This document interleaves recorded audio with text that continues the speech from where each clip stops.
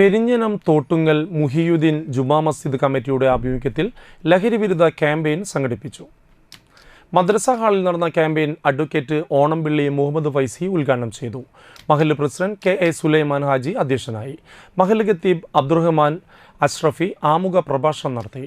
മദ്രസ secretary K M Nishad, V M Yusuf, P K Aneefa Haji, E B Abdul Razak Haji, K S Abdul Jabbar തുടങ്ങിയവർ സംസാരിച്ചു. അവരുടെ ധീരതയാണ് പരിശുദ്ധ ദീനിന്റെ അടിസ്ഥാനപരമായി അതിന്റെ തുടക്കത്തിന് കാരണം. ഈ ദീൻ ഇങ്ങനെ ഉയർന്നു നിൽക്കുന്നതിന് ഏറ്റവും പ്രധാനപ്പെട്ട ആണിക്കല്ലായി നിൽക്കുന്നത് മഹാന്മാരായ സ്വഹാബത്തുൽ ബദറാണ്.